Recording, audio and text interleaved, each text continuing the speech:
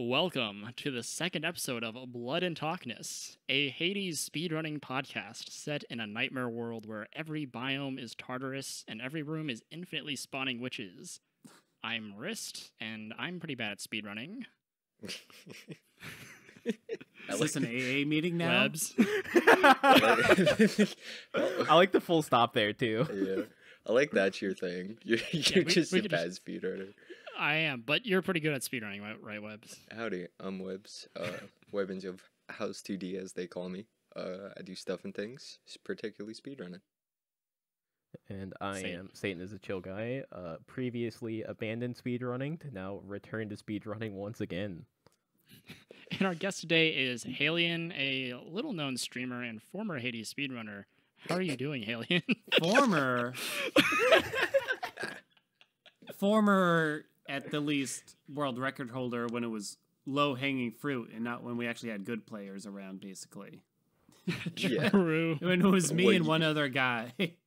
To be fair, that other guy was my prime time. Vorime, right? No, I'm talking about like before that. When it was well, like Carlos. But even then, Carlos beat me. But yes, I play Hades and I speedrun Hades, but not really to the same equivalent as most of these other guys. Okay, literally anyone who's listening or watching this knows who you are. So we'll just move on from that. The gameplay that you'll be watching, or if you're listening to this, not really, will be just me trying to do the first real route of Hades 1.0 made by Paradigm Sort, which we can actually just sort of get into, because routing is like a really weird part of Hades. There's a lot to unpack. Yeah, so Wriste and I were talking about it a little bit earlier, and it's the ultimate form of getting gaslit playing your favorite video game, because you get gaslit into the idea that it's 100% on you if the route breaks, but in reality, sometimes the game just decides, no thank you. Right? And you trick yourself into thinking it was your fault, when really a shade walked half an inch, and you just kind of got fucked. Sometimes it just be like that, dog. It happened. It's rough. Well, we should probably explain a little bit as to what a route even is, in case anyone who's watching this or listening to this doesn't know what it is. So here's some real nerd talk to dive into the weeds without getting lost in them. The way RNG in Hades works is there is a seed, and that seed determines what the room you're in, what the tile will be, what your choices from the rewards of that room, and the rewards from the next room, including if there will be a chaos in the next room. As you're going through the room, things you do will call the random number generator, or increment it, as we will frequently refer to it as. And the number of increments that have been called by the random number generator at the end of the room after doors open will be what determines your seed for the next room as you go through the door. So basically, the RNG uses at the end of a room after the door is unlocked determine the seed for the next room. Well, we can use that to our advantage by manipulating the RNG after doors unlocked in order to get the seed that we want for the next room, and do that for all 48 or so chambers of a Hades run. Oh, it's really so stupid. brutal. It's so brutal. I think the big thing there is a lot of people think when they hear the term seed, they think of games where you input a seed and the entire game is 100% fixed, and it's just. I think Slay the like Spire that. works that way, right? Yeah. Slay the Spire's like that. I think Isaac is like that. Yeah, Isaac is definitely like that. It's a common way to do it in roguelikes, but Hades is completely different, where the seed changes every room. Yeah, it's fucked, basically. As opposed to.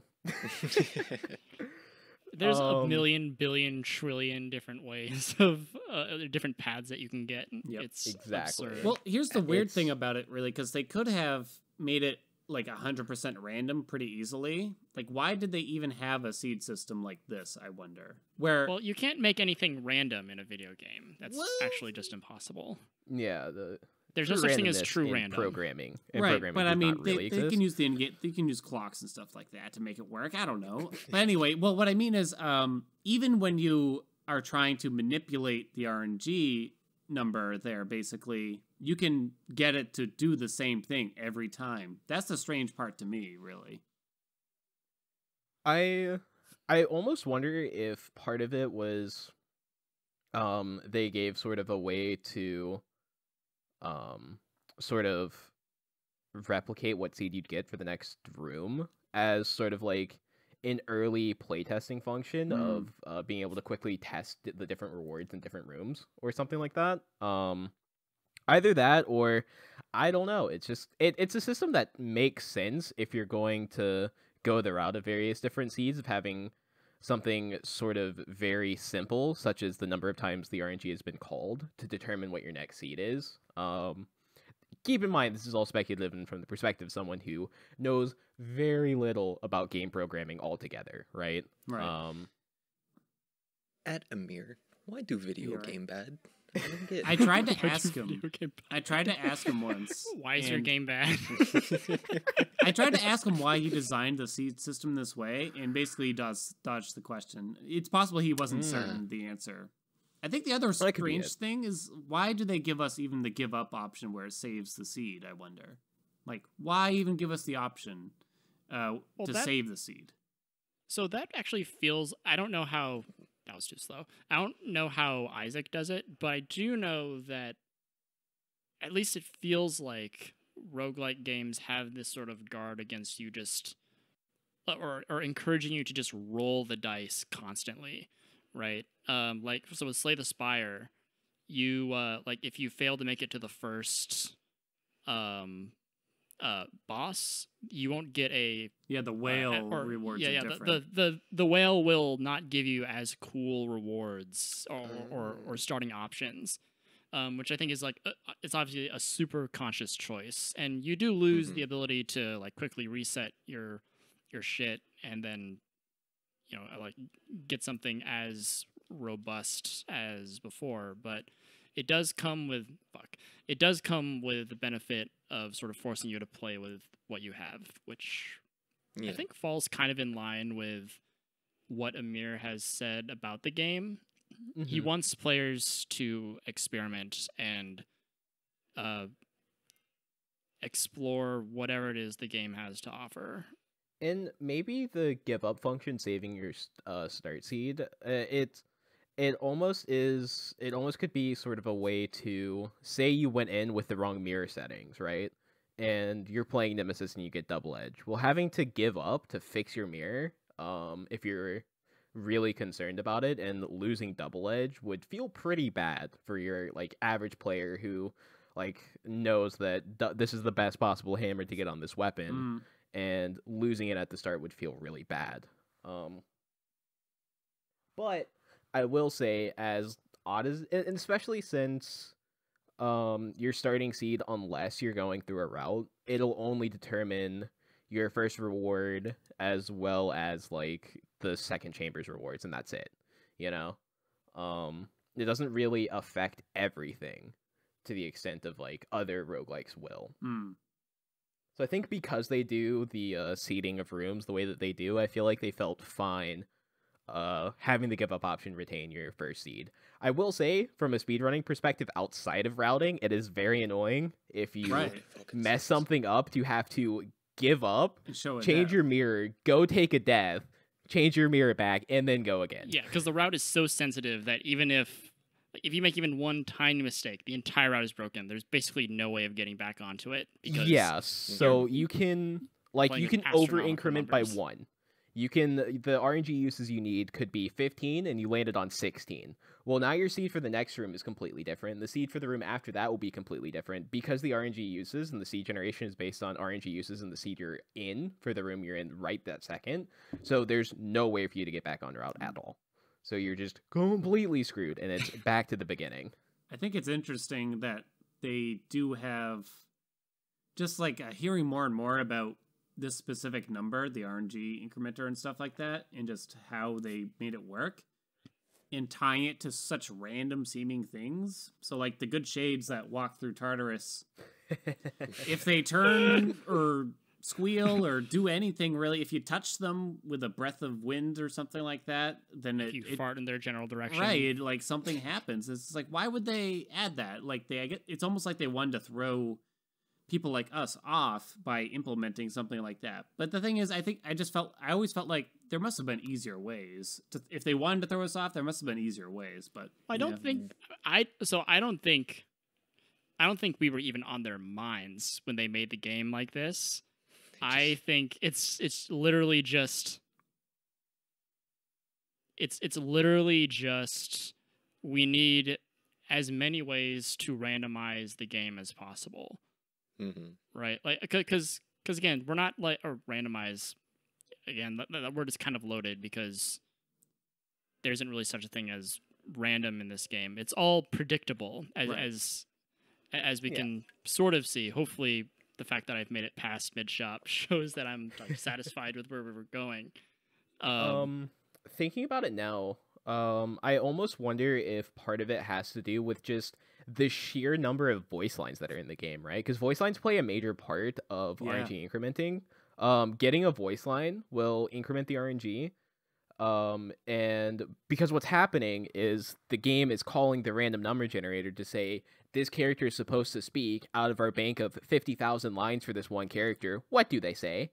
And right, it so makes sense that they call the RNG number basically to figure out what line to use potentially, because it's theoretically random potentially, right? Whether Zag says lots of coin there or not and stuff like that. Or bought it from the well, as opposed to what will I choose? Or my favorite line, "Get dead," which I don't know if calls RNG. He does. Like, I love Greg's writing, but he was asleep at the wheel when he wrote "Get dead." Was he, or was this like the masterpiece when you think about it, right? Because he caught you off guard with this one. No. You weren't expecting it, Wriste. If we ever manage to get Greg on here, I will hold him to account on that specific topic. Greg, that one line. Greg, what the fuck was going on? Explain "Get dead" for me, buddy. I will say, also, as annoying as it is that shades increment the RNG as much as they do, it makes sense because you have an object that is, if it's walking around, it's deciding how long do I walk around for, or do I turn around? And even the reason why, if you guys didn't know, that the walking through a shade as opposed to dashing through a shade calls the RNG, is because it's determining if Zag says a line or not while walking through the shades.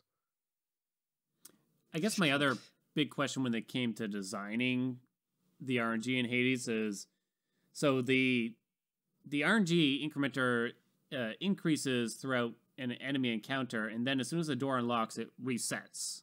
And I always wonder, like, why does it reset? Why not just make it be like crazy random? Yeah, that's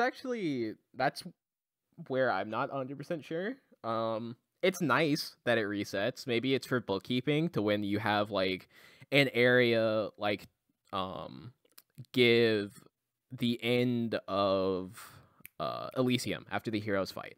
All of the shades in the crowd, all of their cheering and things is constantly calling the random number generator. So I almost wonder if it's housekeeping for situations like that where you get so many calls and it ends up being straining on the generator when it has to return the result for like a room and generate a room after 7,000 after being called 7,000 times and then being told, all right, generate what's happening next. What I'm hearing here is we could make this game perform way better if they just reduce the number of RNG calls, right?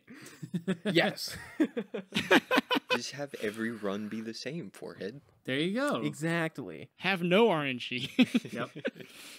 I will say the really interesting thing is all of the small things that increment RNG in the ways that like it gets taken to our advantage when it comes to routing. Voice lines are a big thing, and so the common tools for incrementing RNG to the number we want the calls to be at is summoning the first time within a 10-second window will give you +2 increments as it's checking the voice line Zag will say when you're summoning and you can't summon. And then also for the effect, I believe, of the like the flash of reddish that happened. Flash of red lens flare happening. And then every time after that, it's +1, as well as throwing out a bloodstone whenever it drops on the ground. That'll also increment the RNG by +1. I wonder what kind of RNG is calculating when that happens. Maybe the way the bloodstone rotates or something like that. Right, the way it's spinning or the way it like pops up and falls back down or something, something like that. You know, the fact that we're this deep into Hades' weeds, like I feel like it begs the question. Actually, no, it doesn't just beg the question. It actually confirms something that I've maintained, like ever since I started doing Hades at a like competitive level, is that speedrunners and challenge runners are crazy people. True. Yes. Yeah. like we are. Why would someone do this? Just why, right? That's why I'm a simple RTA runner nowadays, dude. The thing about that question that really truly boggles my mind is a piece of Hades history. For those that didn't know, the way that the leaderboards are now, where for any heat it's unseeded versus seeded, it didn't used to be split like that. So a fully routed run that ends in 3 minutes and 51 seconds would be you could compete against that with just a run, like an unseeded any heat run. Really? And that's insane to me. Yeah, that's wild. I think when we walked into that patch, or maybe it was just the patch before, we just didn't know that much about it. I think the way it started was basically I was grinding the old school. It was basically vicious skewer with a spear, a speed run. Not even kidding. And everyone kind of knew, like, oh, if you hit give up, because quit wasn't an option before. It was kind of like interchanged between both of them. But if you hit give up, then you start with the same seed. Everyone knew that, but we didn't know why it changed afterwards. And so basically I began these crackpot theories, like if I hold right as I drop down out of the gate, that gives me the correct chaos boon. Of course, none of it worked, and I had no idea what I was doing. I would like go around and strike specific pillars and stupid stuff like that, thinking I was helping, but none of it really worked. Haelian, you're like the ancient Greeks who were like, we must be made of really small particles, and they had all these theories about what they were. None of them were right, but they were on the money nonetheless. They were in the right direction. Yeah, they're like they knew that we were made of atoms, but that was the start. They didn't have the technology. And then eventually, like, I actually got some big competitors. Namely, Carlos was like the first big one where he like him and I were competing to get the route further and further, but we kept saying to ourselves, like, we'll never get past Tartarus. And eventually, I think he got it past Tartarus, like halfway through Asphodel, and they're like, well, we'll never get it past Asphodel. And I think he got it to the end of Asphodel a couple times or something, and he held the record for that patch at that point. And that's where we knew more, but I don't even think summons were in the game at that point, so you had to use the cast to manipulate and stuff like that. Casting was the OG. Yeah, that's what you had to do. And then basically Vorime came along and Forgotten Kane handed him the fucking route of his dream or something like that, and just annihilated us basically by grinding it out. It's definitely really interesting to think that the evolution went sort of from, oh hey, we can keep this really good starting hammer for our attempts, to, hey, we can make Tartarus be the way we want it and give us the things we need, to, this is how the entire run is going to go. It's perfectly planned out with countless hours of practice on the execution. This is how you optimize every single room, and this is how boss fights are done. 6 Chaos Gates in Elysium or something. Webbs, did you used to run routes in your other speedrunning? I did, yeah. Video games? The first game, to my unfortunate smooth brain, past self, the first game I ever ran was 2FM Data.org, and What? Wait. Kingdom Hearts. What were those? Kingdom Hearts 2, a final mix, and then the Data.org speedrun is basically sitting down. There's a section after the game where you can sit down and fight 13 super bosses, and it's just versions of key story figures you would fought throughout the game. Yeah. All right, continue, Webbs. No, you're good, thank you. So that run is manipulated in all categories. I think there's 4 separate ones. There's like beginner, crit, proud, standard, 05, and then level 1, which is stupid. We're not talking about it. Does it involve like a lot of the same sort of principles that we use in routing? Like Where it's, weird actions and stuff? certain actions call RNG or whatever? Not specifically. So the way, well, kinda. So the way it works in KH2 is the game goes off of like a memory address, right? And so we can use that to our advantage. So to get like a clean slate on the memory address, you have to close the game fully, like quit out, load the save file from where you want, make some enemies do stuff before you start the fights, so you know like what the enemy or the first enemy is going to do, and then make them do specific things throughout like the first 7 or 8 fights. And it's, oh man. It's Webbs, you can correct me if I'm wrong. And I before I got into Hades, I was actually learning the crit route for data org.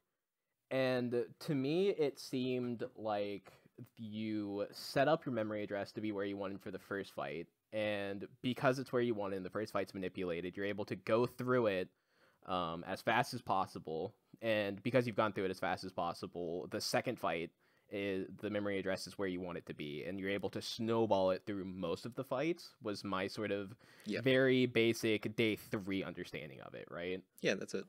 Essentially. Okay, cool. So instead of having to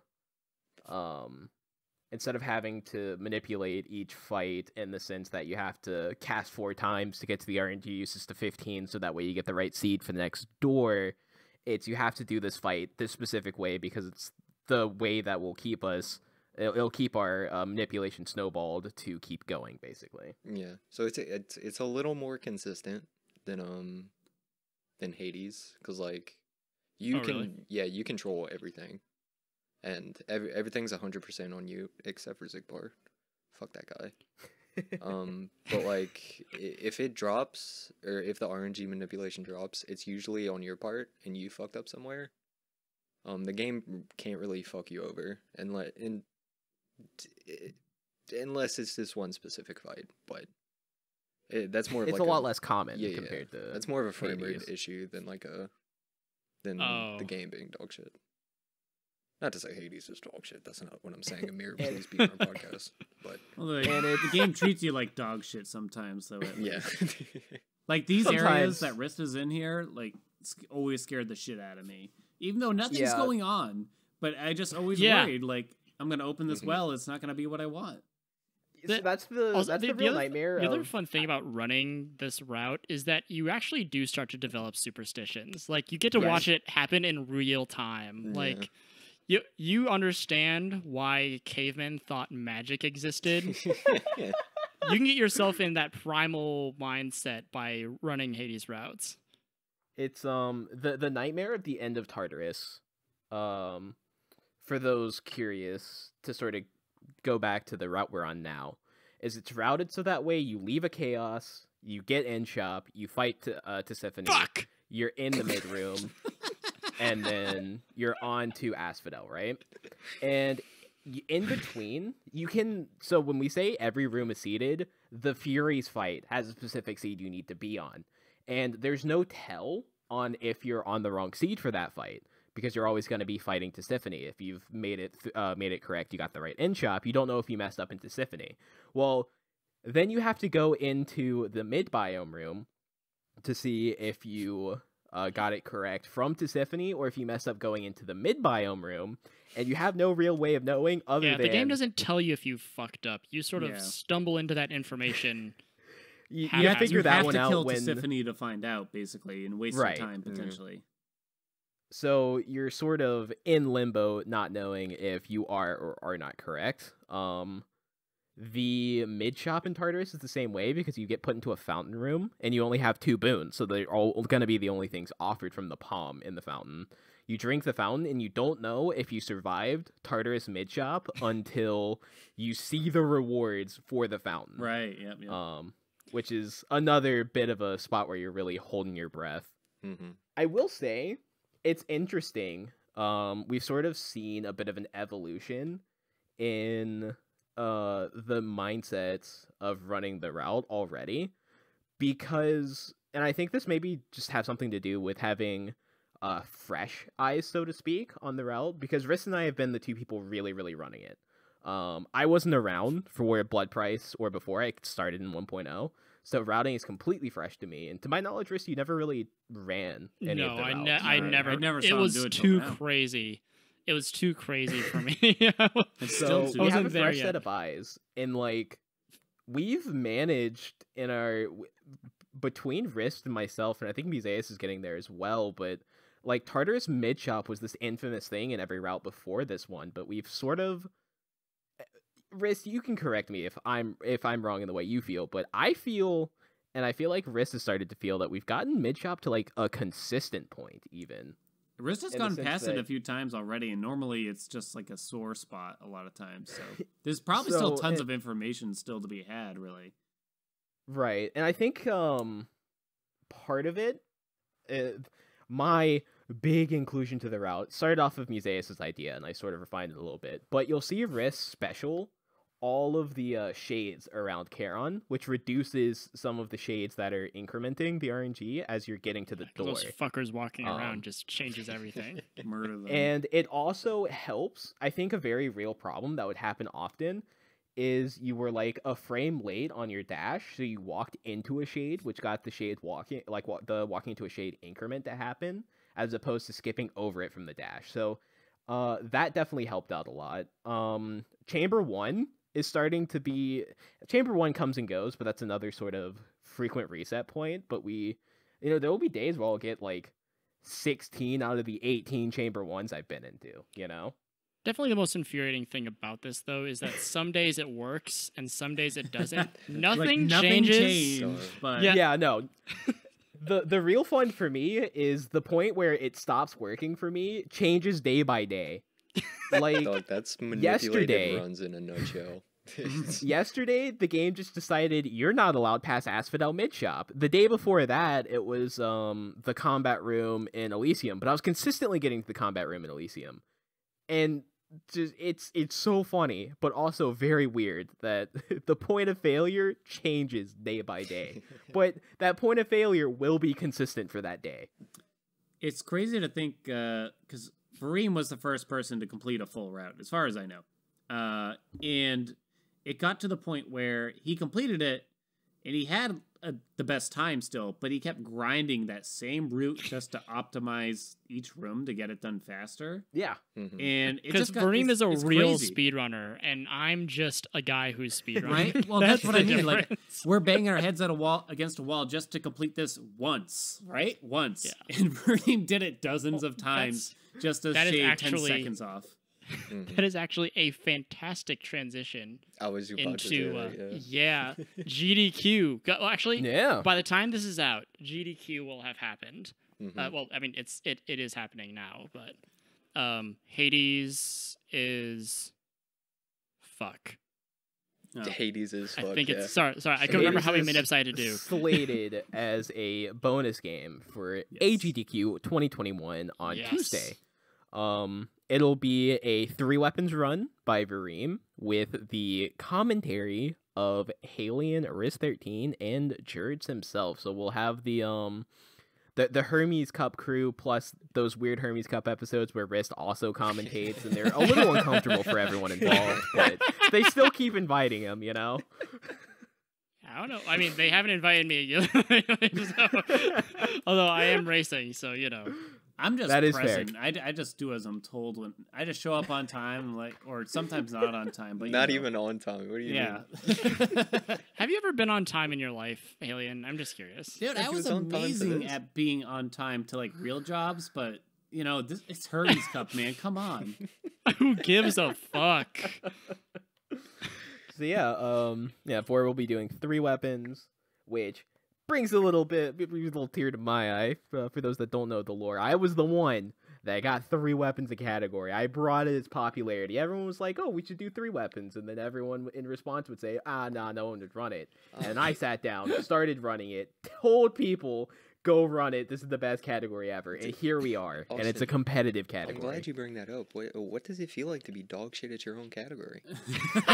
I have other interests in the game now. I will be throwing myself at the wall of routing.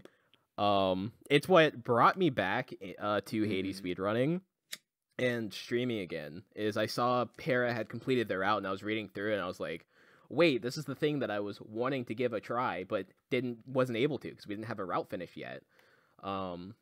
And so I've been running that, doing my best. I'm back to being a world record holder, baby.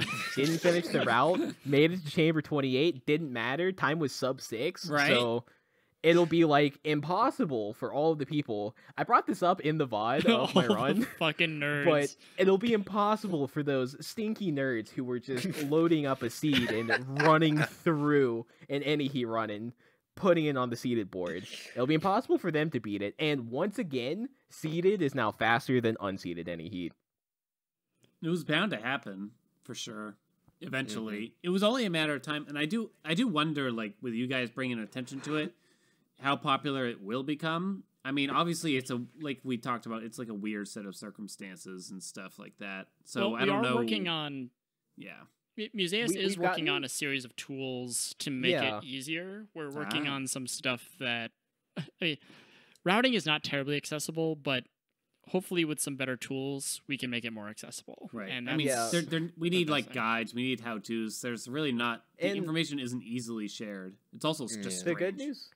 The good news is we're actually working on all of that. We've got a sort of a running a route 101. Why what we're doing works. Museus has a mod pack of like the seed display, the RNG display, along with the chamber number. We have notes. I've made a save state pack for the run that is on speedruns.com. So we're getting all of the tools in place. There was a bit of growing pain at the very start when Wriste and I had turned our attention to the route, to where like we had Para there and Vorime there I was streaming and Wriste was helping me. We had Para and Vorime there to answer questions, and then we were like filling out the spreadsheet with the RNG increments we needed as we went. Wriste was like referring to Para's video on it to get them because they were different numbers than what we were wanting. The numbers listed on the notes were different than what was correct for my brain. And we were sort of learning this old and antiquated knowledge that like 8 people in the community had. Right. And 3 of them are still around. And so it has also been really cool to get past that growing pain, but make sure that other people who are interested in it don't have to go through it again. Right. Yeah, That'd be really nice. If anyone is interested in commanding the game at your fingertips, keep an eye out. Hopefully we'll have some we've got a draft that I think we're mostly happy with for the guide. There's like a few final revisions. The save state pack is done. Sorry, I have a quick question. Wait, is there a reason we don't allow like the chamber number or the RNG thing that shows the increments on the board? I guess the idea was made it too... I think when they implemented the rule, the idea was it made it too much easier. Mm-hmm. I would like to see that be allowed in a routed run. I think that's reasonable. But I think now that we have... So that was implemented before we had separate categories. It kind of made sense when they were the same category, unseeded and seeded. Sort of. I can see that as you want this 3-minute time. Well, it's a very difficult thing, and you're going to have to grind for it. Well, it's like an accessibility thing, right? Yeah. It's... So, another thing that I can speak to as a member of the mod team and getting to peek behind the veil. It happens from time to time where mod discussions get brought up, and I feel like everyone is just really wary about allowing mods, because like there's this, it goes down a whole rabbit hole of what mods are versus aren't allowed, so we have to make a whitelist. How do we verify that only these mods are installed as opposed to these other backend mods that are hidden and don't show?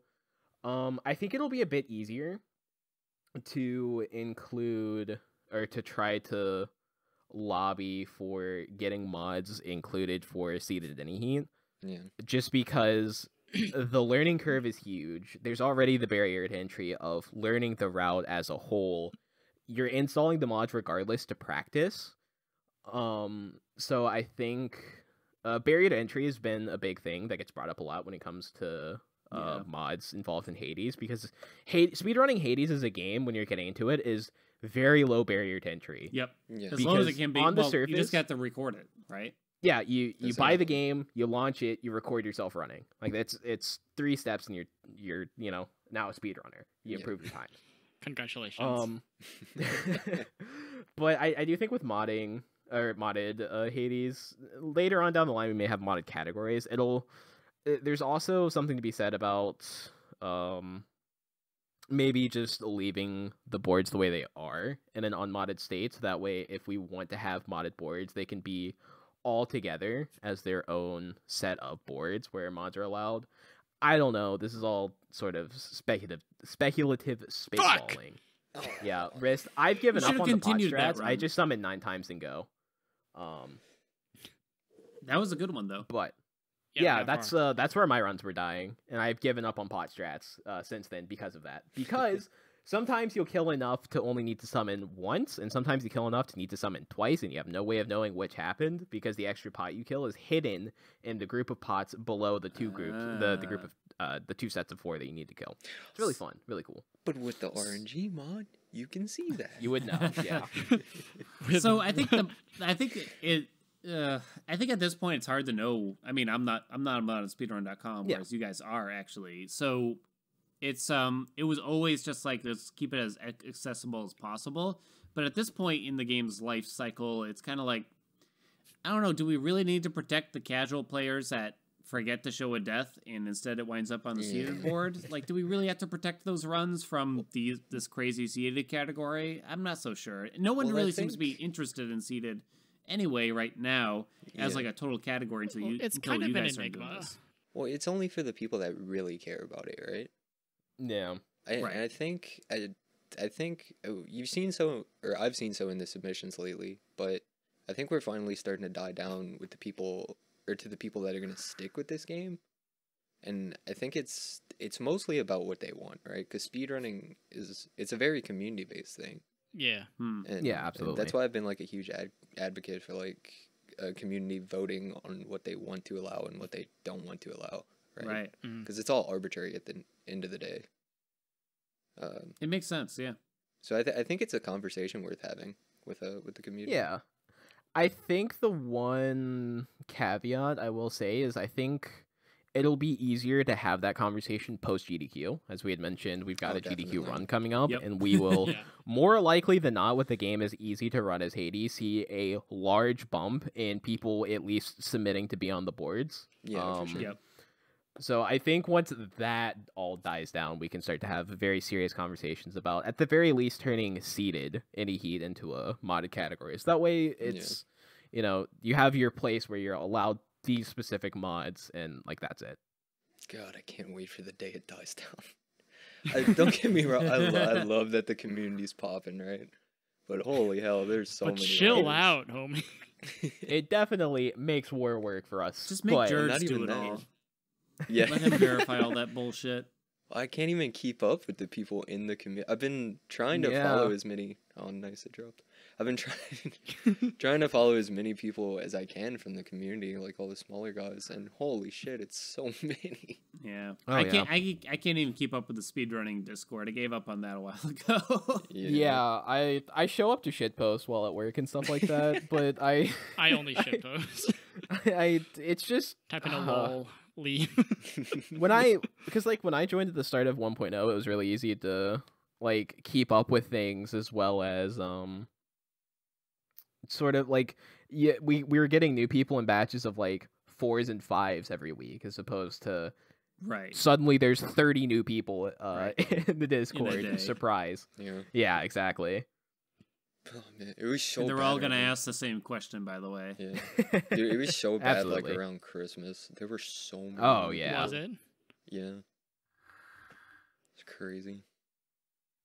Oh yeah, Haelian, you bring up the whole asking the same question things. You know, like you're in a safe space. No one's listening. No one's listening to this, huh? How do you feel about people who ask the same question? Fuck, I was an extra input. Who ask the same question over and over again on stream? Well, I can't blame someone who walks into a stream, has never been there before, and is just like, why is he using heat? Yeah. That's fine and all. But I think the only thing to me is when the answer is in front of you if you just look, right? Like, Yeah. what weapons game are you Come on, playing? man. Come on. Cut the people in Strimmer- chat a break, because I'm not answering that question.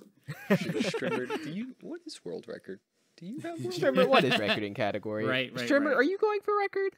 Is it Strimmer, Are these this bitch person strats? doesn't do this. Is this world record pace? Question mark. Strimmer, these aren't Dunko strats. What are you doing? Strimmer, why are you so slow? Why red numbers? Strimmer, why bad? Ooh, okay. Well, Back so in- it's funny because.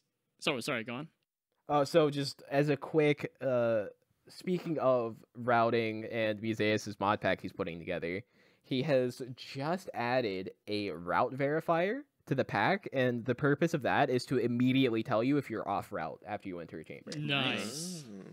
Now we can just say give up a little bit quicker, right? Yep, you can just know Exactly. instead of having to compare the seed or realizing a little late Which that is your a uses which is were a off. huge pain when especially when you're starting off because Yes. you don't know what the numbers are by heart. Yeah, you've got a spreadsheet God of damn it! 48 I know what the different numbers numbers. are by heart. Right. You have to find your number and see, is this the correct number? Okay. That was the thing that always gave me anxiety, was just the slightest mistake. Oh, didn't close the well before buying that or something weird like that, and you just forget that. It's like, oh, well, I'm screwed. Start over.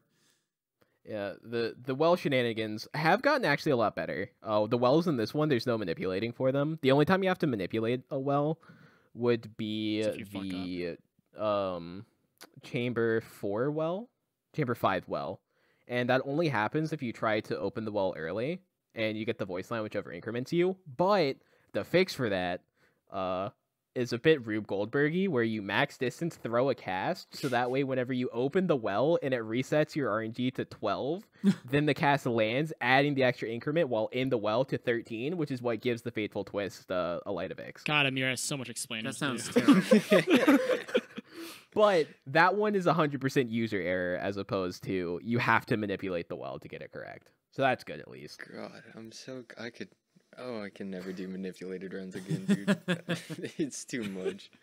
It's a drug. I love it. I've been having an absolute blast. Dude, I just want to press buttons, go fast. I don't want to right. think. It's definitely a different kind of, because the actual gameplay is essentially meaningless at this point, in the sense that everything dies with a swing, essentially. So it's a different kind of satisfactory level, and it's probably wasn't until I started trying it that it's like, okay, this is fun, but in a different way, really.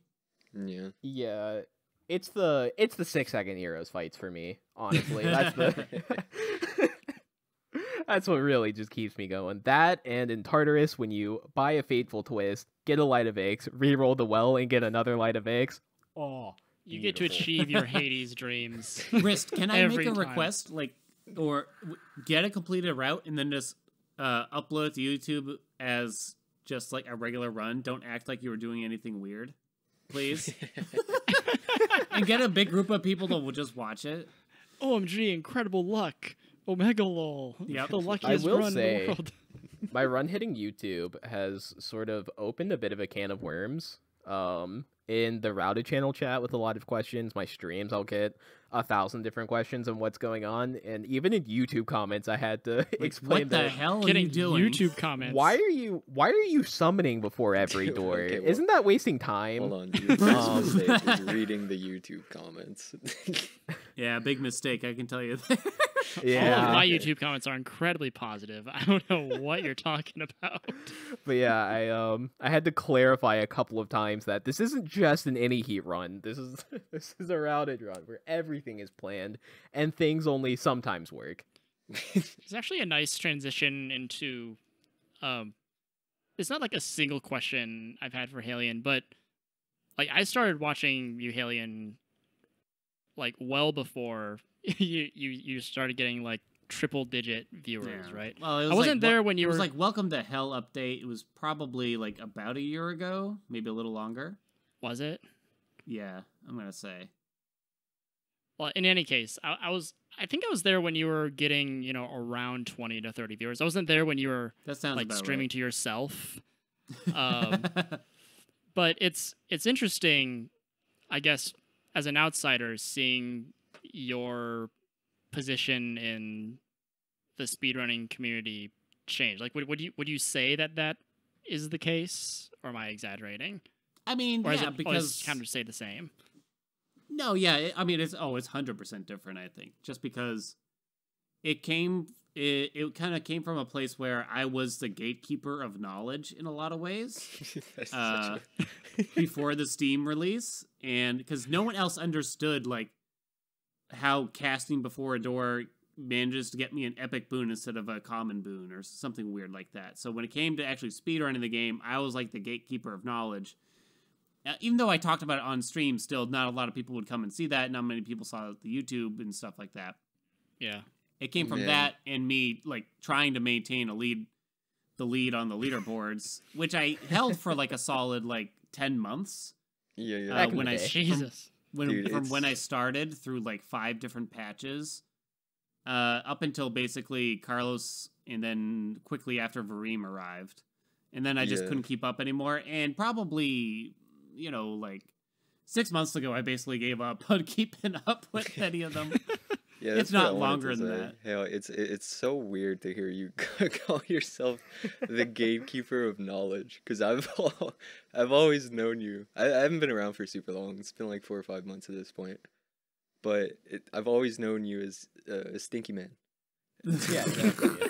It's kind of funny coming into the community after Haelian has given up, and he's just After the Haelian big has Hades given up. runner. Right. In quotation marks that everyone watches and everyone knows, as opposed to this guy's like actually really good at the game. Right, like it used to be, people would walk in and would be super impressed. Now people walk in and just like Keck W, stupid streamer or something like that. It's like, why is this dude think that's all doing me. push-ups? I don't get it. The official push-up I'm just a streamer. novelty now, you know. Why does he keep yelling about not being able to lose? He's like Right? 17 minutes behind. He I don't keeps get it. losing. Why He is keeps his chat screeching. so horny? I don't understand. Oh, dude, it's so funny. I There's was a long actually story to that. I was actually farming through your clips for some funny voice clips Oh for God. uses. And For one of them, uses, huh? one of the clips was you explaining to your wife that chat is just full of horny gay guys. Is it not true, right? No, it's 100% Nice. true. It's pretty true. Yeah, I mean, because she's trying to write on like a piece of paper with marker on my back, long story, and they're all like, tell him to take his shirt off so he doesn't get marker on his back, and she was like convinced. But it's true. I mean, you know, I like having a very, you know, we're not, obviously it's a mature stream, 18 plus. Don't worry, it's marked, and I like having that, but I also like having just like a very accepting community where you know, anyone of any variety can come in and feel accepted and welcome, you know? Oh, absolutely. definitely. So, I mean, if I have any amount of pride about my stream or how I stream, I guess I can have that, right? Not that streamers have any pride, really, but... Right. I mean, you can't take pride in the gameplay, so it's better to take pride in Yeah, the right, community. exactly. I gave up on the gameplay, now I'm shifting toward the community, so... But yeah, Right. like, it's good. It's been a weird arc in my life for sure, you know, being 32 years old and quitting my full-time job that I've you know, that you know, like I had for or like quitting a sector of job that I've been in for 10 years full-time Right. to do this full-time. It's been strange, and you know, a lot of people are like, wow, he's living the dream, but it's scary. It's scary as He shit. has to stream for... Oh, for a absolutely. game. Yeah, Imagine it's like the terrifying. it's the scariest life decision I've ever had, honestly. So I'd it's imagine. interesting. I'm not there, obviously, but it is... Like, when I started playing, I was just, like, I was literally just streaming so that I could produce, or so I could record, right? Right. I don't know if you remember that period of my life. I actually kind of do. And I remember watching it, but I remember like the first time I opened up your stream and you had your camera, the first time you had your camera at least, and your just fucking smug face was just so. it's burned in my memory. Just like the moment I saw your smug face, just like gamer muscles or some bullshit that you said. The thing is, like, I didn't anticipate being like a part of a community, right? Or at least, or even being like a known quantity in a community of like, this isn't like a small, it's not a huge community, but it's not small either. This is pretty, and it's big now. Like, I think we can say this is, I mean, in terms of relative to what it is, right? This is a large. Yeah, community. absolutely. Yeah, large for a speedrunning community for sure. Top 10 on speedruns.com, and then that's just like active runners submitting runs. Like the Discord's huge. It's kind of insane, honestly. Yeah. You know, it's so weird. It doesn't feel that way though, right? Yeah. I think because I kind of know everyone, right? It's like a lot of it is like real small town syndrome where like everyone knows everyone and where it gets around so quickly, so everyone knows everything as well. Yeah. I can like for a lot of people see me as being in the community for a while, but like realistically I started in 1.0. I was just in a lot of streams and it's very easy to be everywhere when you know everyone knows each other, and so if you're everywhere people just assume you've been here for a while. Yeah, I mean that's the more important thing, is just like taking part in the community. I think, you know, absolutely it doesn't matter how long I've been around, but if you guys are active and you're watching all these other runners, you know, the guys that are just trying out for the first time and stuff like that, that's going to be way more important to building the community than just having old farts around that talk about early access. See, I'm glad you well, I like the phrasing, but I'm glad you bring that up because I come from a community, Kingdom Hearts, we're going to talk some shit, where it's the complete opposite of what you just said. You have a bunch of old farts just in the community, and god damn, they will not associate with anyone but the old farts. And that's not a bad thing, especially in an old community, because, like, you know, you find the people that stick around, you stick with the people that stick around. It makes sense. But that's never how... It makes getting into those communities 1,000 times harder. Right. Oh, absolutely. Like, Hades is the first... I was only loosely involved in Dark Souls speedrunning before Hades running. But when I was running Dark Souls, I never felt like a Dark Souls runner, and I never felt a part of the community, because Dark Souls can sort of be the same way.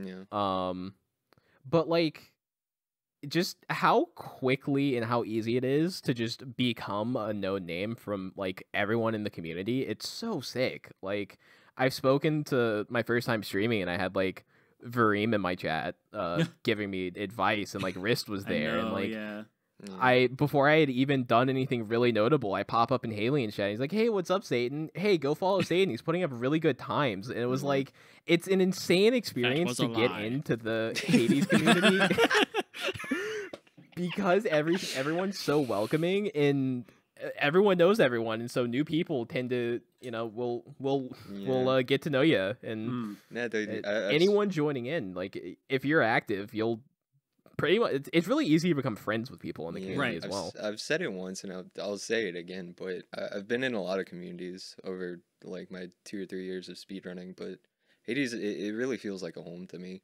here, and it's so comfy. It's nice. Yeah, that's interesting, because I like this is the first time I've ever been in any online community outside of my friend group, right? Right. And first time in any speedrunning community in general. So, like, my brain just sort of says, you know, this is probably how a lot of speedrunning communities are. I got some bad news for you. I mean, I know that's, like, a little bit optimistic. So it's like, I know that that's probably not true, but it feels that way. But it's interesting to learn that. Sorry, I had to get my minutes. No, you're good. It's not to say that like other communities aren't this way. Yeah. And say if you went like, I still made some damn good friends in the Kingdom Hearts community, but it was never like big names, right? It was just I made some homies, and I love them. Don't get me wrong, but it's just a different kind of experience. You know what I mean? Yeah, we're more tight knit. I mean, for one reason or another. It's we're very nice tight knit, rather. It's nice to hear that like we've kind of fostered this kind of community, right? That it's Absolutely. hopefully we all take after one another in how to act and how to be welcoming to others, you know. So it kind of it kind of starts from somewhere. God knows where it started here, though. But but honestly, I feel bad.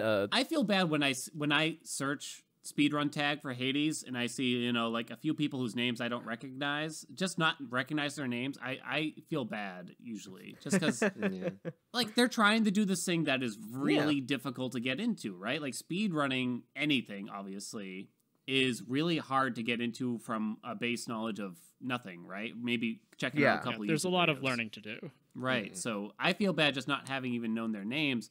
So like that always really wants me to kind of just like check it out and see how they're doing and things like that, and just give them a little bit of encouragement, hopefully. Yeah, I think that's where it starts though, right? Because that's a good feeling to have, to want to get to know the people in your community. That's sick, and that's awesome, man.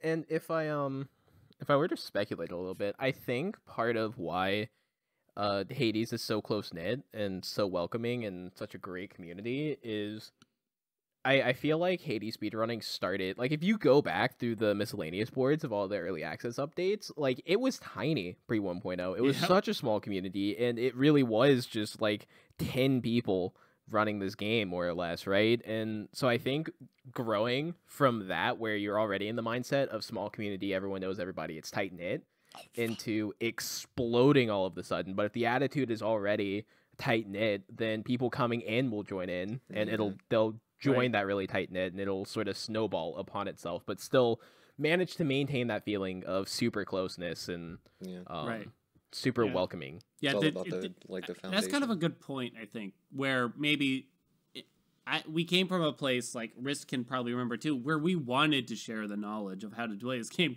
because we were begging people to come play with us because we were so fucking bored, basically. So we were just like trying to get people into it and like telling them to come and doing whatever we had to do, and then it exploded, you know, all of a sudden. But luckily we already had all these videos and knowledge and everything. Like Wriste does his coaching, which is just crazy and stuff like that. And so we had all this out there for people to take, and hopefully, I mean, that's one of the things that helped. Yeah, well, that's cool to hear then. So like y'all must have been like really happy when it blew up, right? I'd imagine. Yeah. I mean, so this is also yeah. I mean, Haelian gets to make a living off. I'm just shocked. He's vibing. Mm-hmm. Yeah, I'm just shocked still about the whole thing. I'm still rearing from it. Yeah, I remember when we were at like 50 or when you were at like 50 or 60 views, and we're like, oh man, you're so close to getting partner. Like, guys, we were like, come on, baby. We'll never get partner. That's impossible. Guys, I'm gonna have to grind out Hades for 10-hour streams for the next 5 days to try to get partner. Like stupid things like that. And you peaked at like 900 viewers today, so it's like, yeah, right. I mean, a big shout out to Wriste. Like, no joke, man. Like Wriste was 100% pillar in my community for a long time, and it really did mean a lot to me when he was there and stuff. And I'm really happy to see where he's gone and everything. Because this is making me incredibly uncomfortable. I know. I don't like this. It was. You gotta understand, it's a big deal because Wriste he doesn't shut up. Number one, so. When you only got 20 viewers and only 5 of them even say anything in chat, and you got Wriste there, it feels like you have this like an audience 5 times bigger, 10 times bigger. Oh, absolutely. Yeah, definitely. Wriste really legitimately carried me through a lot of days, a lot of streams and stuff. But yeah, let's move on. He's a fucking idiot, isn't he? I will say, fuck you, Haelian.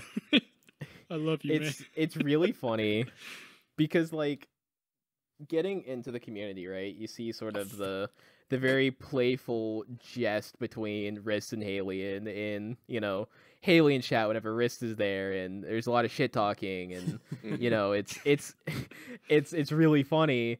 But like that all comes from like an actual long-standing friendship that you just don't really think about when you're like first watching them interact, and it's these people hate each other. Calling, you know what I think? You know what I think is hilarious is that the perception or like that perception rubs off on other people, right? So they just Yeah. see you two as like the community shitheads, and I love Right. that. Right? No joke. Like, it's strange, really. I'm But seriously, actually like, jealous of you, Haelian, because you've managed to be both brand safe and a shithead at the same time. How? Sponsors, Fuck. baby! I don't know. How can you Brand both? safe shithead is wild. Hold on. So here's a legitimate question for Wriste, I think. Has my branding changed at all, really, would you say? No, you've remained like pretty much the same. a I feel like complete- you've remained pretty much Like the a same. complete fucking degenerate still. But somehow- even after all this.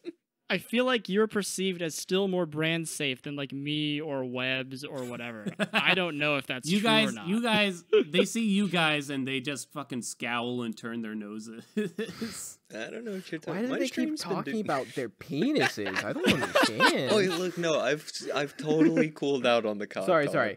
Why does he keep talking about vibes in a sexual manner? I don't get it. He says vibes, but I don't think he means vibes. I feel like See, he guys, means something else. Some Life extra experience is lingual important. meaning. That's all you need to know. Age played a factor. Yeah, for sure. Ugh. What's a? Oh, we kind of skimmed over some stuff. Yeah. So we can just Alright, let's blast the room rehash. real quick. real Good, go quick, ahead, go ahead. I'm Vorime good, face I'm good. reveal. Did y'all catch that? Like, Dude, Oh that my clip was God. Haelian, did- amazing. it's such a casual thing too, and Yeah. it's very Vorime to do it like that. But he's just like, oh yeah, I did this, and then here's my face that people have been asking about forever. Like, So- and he's a fucking cutie too. Yeah, like, he's what the fucking fuck, hot, dude? Right. dude? Don't ask me Wonder. why, but I really, in my head, I pictured him as like a Baldwin wearing a tuxedo. I don't know why, but whenever I thought of him, that's what I pictured. And it's not that I was disappointed when I saw him. It's just like, this is different than I expected. I'm in the opposite camp. I actually so I had a similar experience. This is going to be a stretch of analogy, so bear with me. I had a similar experience of seeing Varime's face reveal as the one I had after going to see Star Wars Episode 7 in theaters. When I watched it, I was like, "Hey, this is pretty good." And then after a while, I had to think about it, and That was stupid. that was stupid. No, it's the opposite. It's kind of the opposite for Vorime, because my initial gut reaction was like, that isn't quite what I thought he looked like. But then after I meditated on it for a while, I was like, no, It is. that is exactly what Vorime looks like.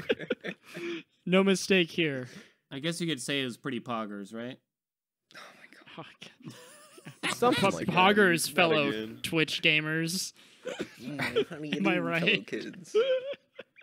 How do you do, fellow Haelian, Twitch I want users? you to know, my Haelian is Stinky message has stuck around. No. It is now my BRB. My message. career. The beef between Webbs and Haelian. Dude, Will I Haelian ever should recover? make a fake drama video for YouTube. Oh, we should. Oh, we need to do that that's How so good would that bad. be? fantastic. Dude, We need to free clout. manufacture so much Oh. drama. We need a lot more drama here.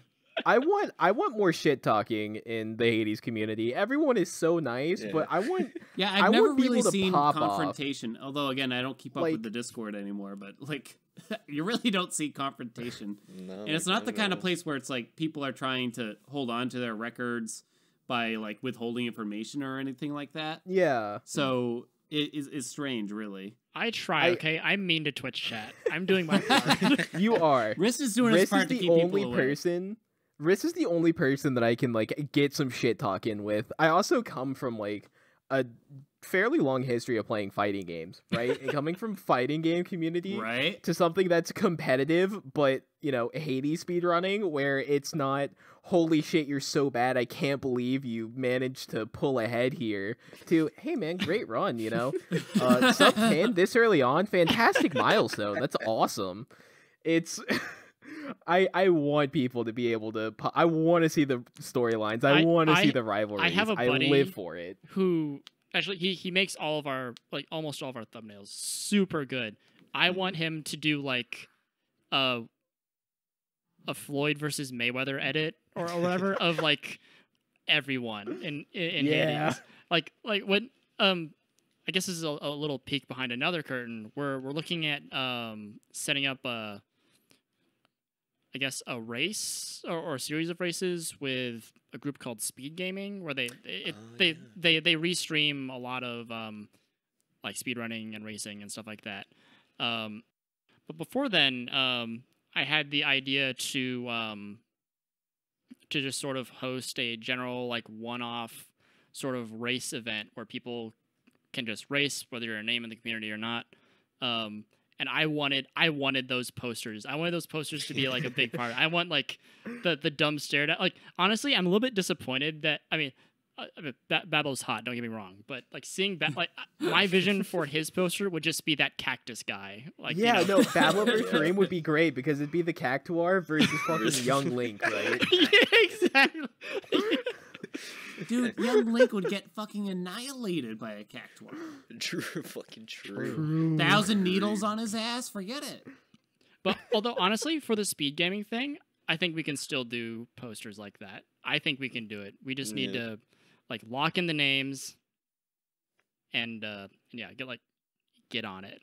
I'm down. I'm down for some dumb rivalry. Bro, Right, you could so have that like way, hold on. You could have like me on the left, Vorime in the middle, Dunk on the right. Varime's just very peacefully in the middle, mitigating the confrontation between me and Dunk. Yep. Dunk is the ref breaking up the the pre-match fight that's about to break out at the MMA press conference. Right. Where they like touch noses or weird shit like that. Yeah, it's pretty gay. The sexual honestly. tension in those is insane. Yeah.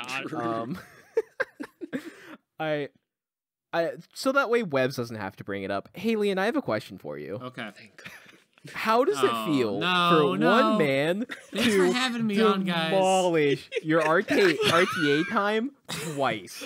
Well, 3 times Well, was if it you want to be twice? technical. Actually? Thrice. Sorry, thrice. Yeah. Wait. How many? Oh, you mean because he beat the same time multiple times? Yeah.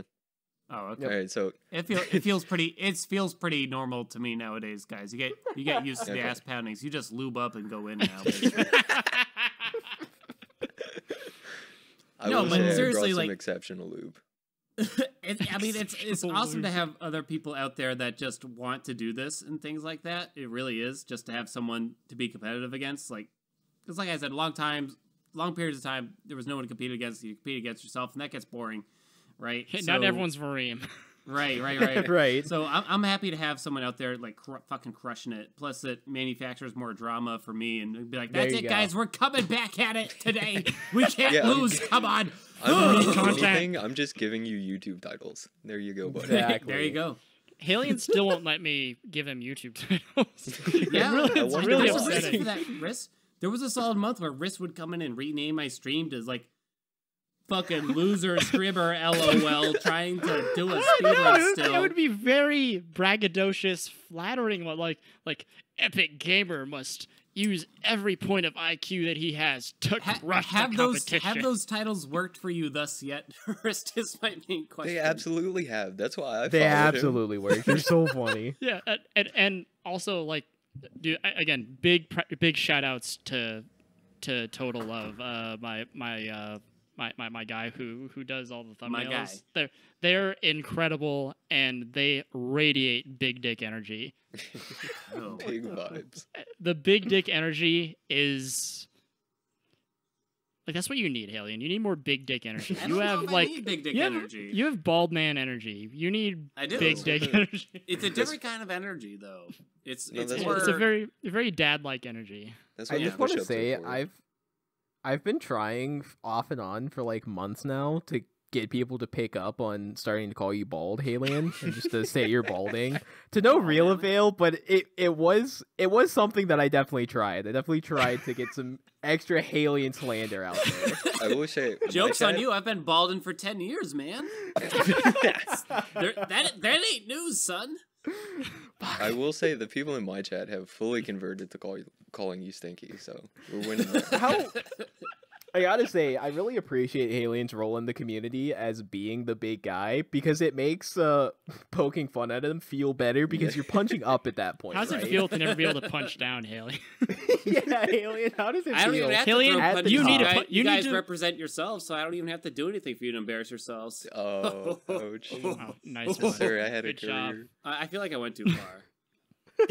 See, Wow, this dude, is what that's we kinda mean. fucked up, The man. bully bastard man Haelian here punching down on all of us on Also, Blood and Talkness. Can we just say, like, even though Haelian somehow commandeered the bad boy thing, I feel like he is not exactly qualified to be I'm Yeah, definitely where not did the bad qualified. boy- Where did Not at this all. Wait. slander start? So wait, I am Wriste.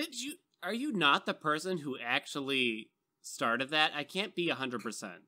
I actually don't know. I Yeah. don't know who started bad It's- boy. It feels I feel like like a you bit did. that Jared started. I don't. Or, like- no, No, it definitely this wasn't. was well Jer- before that. Jers has been in my chat for a total of like 8 minutes for the past year. But Feel that, feel that. so I think what happened was, what was it? I think I talked trash about someone, and someone said, "Oh, here comes the fucking bad boy of Hades" or something. It like had to that. do with your I sunglasses. thought it was or- Wriste. It had to do with like your sunglasses. No, your I don't think. beer. No, that came later. That came later. It was something. I said something mean, basically, and the joke was, "I'm definitely not a bad guy. I look like the kind of guy that helps you do your taxes or something." You know. So, oh, Which here is comes true. The fucking bad guys.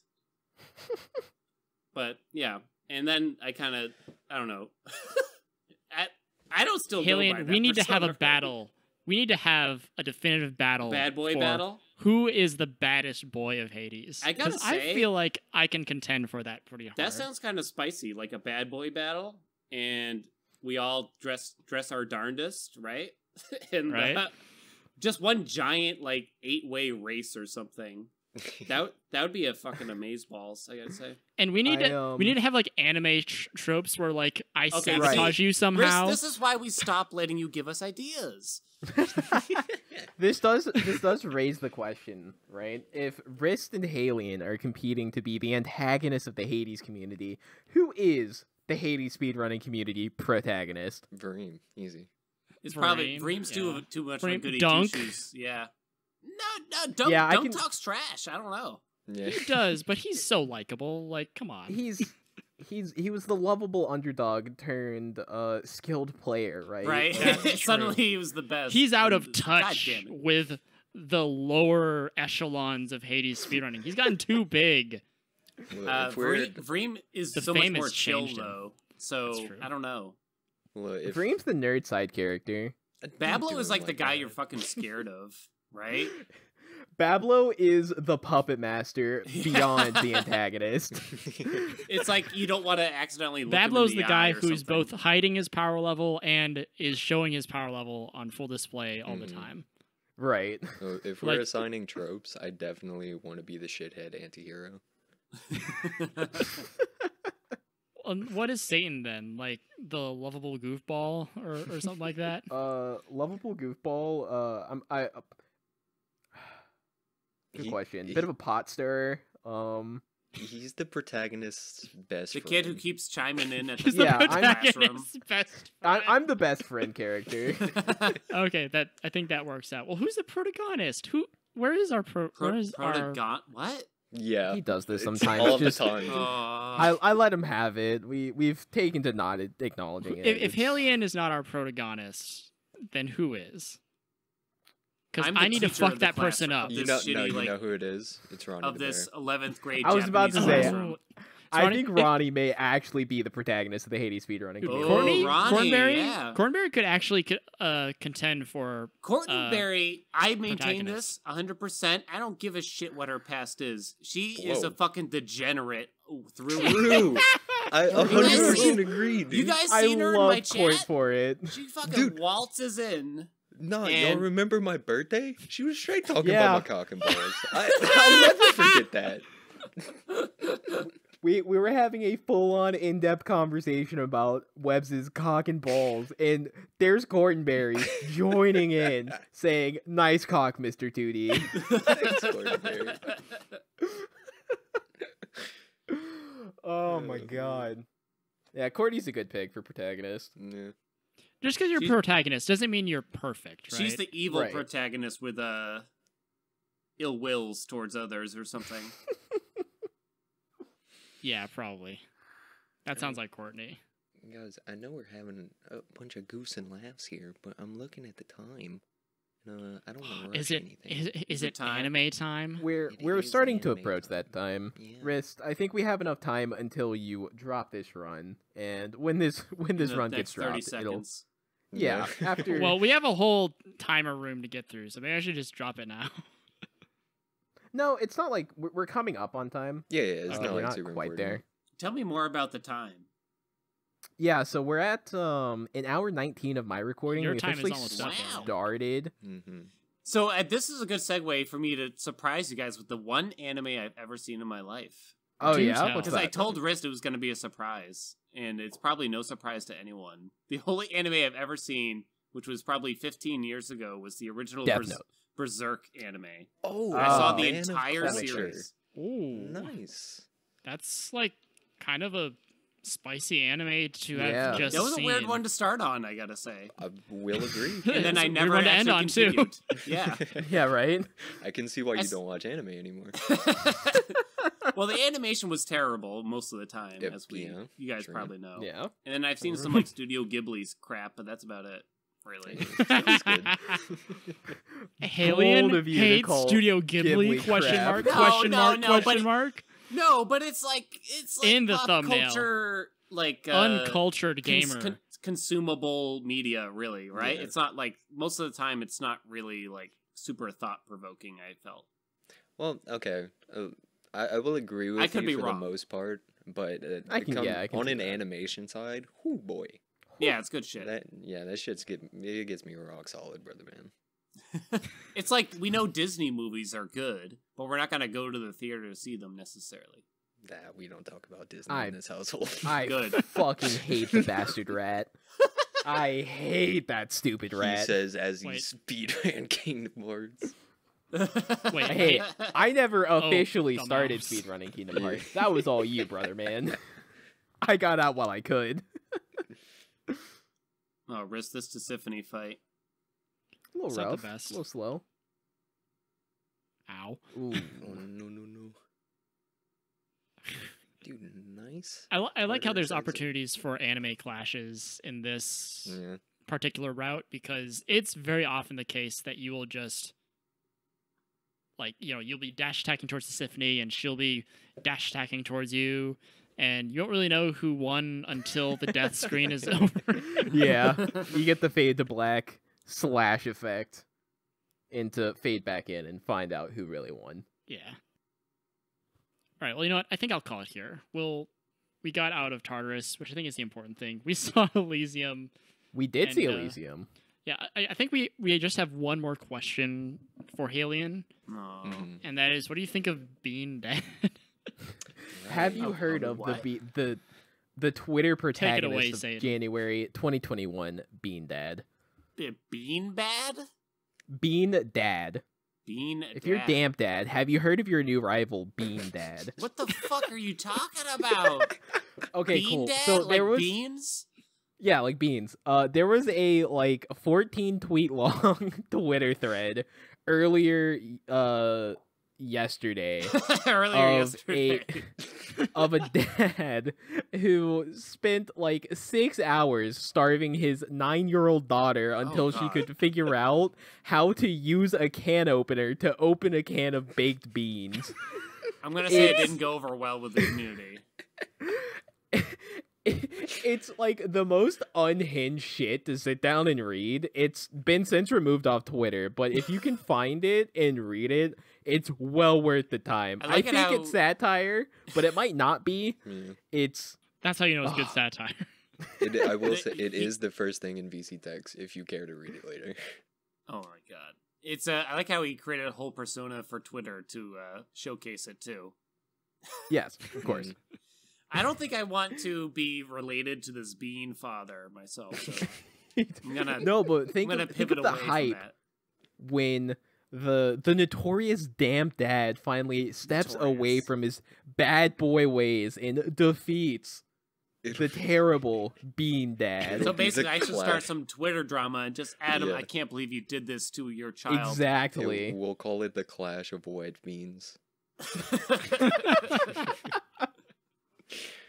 Anyways, on that note, You know what? Thanks for coming That's on. my role in the Hades Speed community. I'm the narrator There who's you go. twisting the storylines and explaining them as they happen.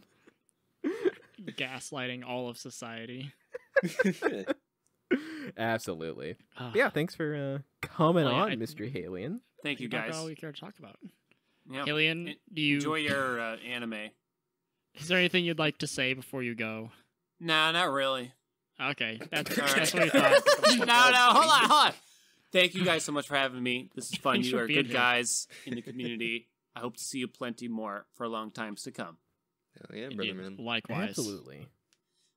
Good night, boys. Good night. Later, Alien. Get the fuck out of here.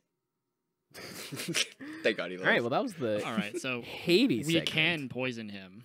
It is Dude, possible. it smells so much better in here now. Ah, less stinky. He's never gonna watch this part Ah. either, so we can A shit breath talk him of all fresh we want. air. Oh, yeah, There's brother. no way he'll watch this episode. And also, neither are you, because this is the anime section, baby. Where all of our Hades fans have pieced the fuck out to That's not right. listen to us descend into the depths of degeneracy. See All ya. right, so yeah, anyone who was here for the Hades section, thanks for watching / listening, and we're gonna talk about some anime now. So look forward to next week or next fortnight. Do we say who our guest is? Yeah, I we think now's can. the time to Yeah. now's the time to announce it. So if you made it this far, we're gonna have on Medic Casts. I don't even know how to describe him. I hear he plays League or something. I don't fucking He- know. that does make him stinky. prolific European the League European Championship caster himself, Medic Casts, turned Hades speedrunner, and now former world record holder, actually. Wait, did someone take his world Gotta- record? Did they? Maybe he's current world record I feel holder. like he's current world record. I Well, haven't heard let's anything. future-proof it. Say former. We'll just say former. Former. Haha. By the time of this, A by the time this terrible is time of is released- 644 cannot stand for long. Come No, on, he let's has be a real, guys. 629, Yeah, 629. 6:30ish. Anyways, We can Wow. look at the boards. Anyway, Yeah. Anyway, that guy will be on. It'll be hype as fuck, I guess. please look forward to it. yes sir. Please look forward to it. If you don't, we will hunt you down. But yeah, so this anime that we have chosen to watch is it Beck Mongolian Chop Squad? Is it Mongolian Chop Squad? Is it Beck? Yeah, so I'm glad you bring that up because it was originally just called Beck, and there's a lot of Becks in the world. So the dude that was making the manga tried rebranding halfway through, both in the real world and in the manga. Yeah. So it's called Beck, Mongolian Chop Squad, but it was originally just called Beck. A show and or manga about a youth of Japan that meets this a pretty epic guitarist. I think the main character is like 14. The dude he meets is Yeah, like it's like- 16. I think he's like 16. Yeah. Oh, Yeah. yeah. Ryusuke is 16. Koyuki, the main character, is like 14. Yeah. So he meets this dude. He's like, wow, dude, nice fucking musical cock you got there. And starts to learn the guitar. And they like make a band. And it's Peepog. Yeah, and you're the one who recommended it. So I Yes, think sir. I'll let you explain yourself. Oh, as to why I recommended did you? it?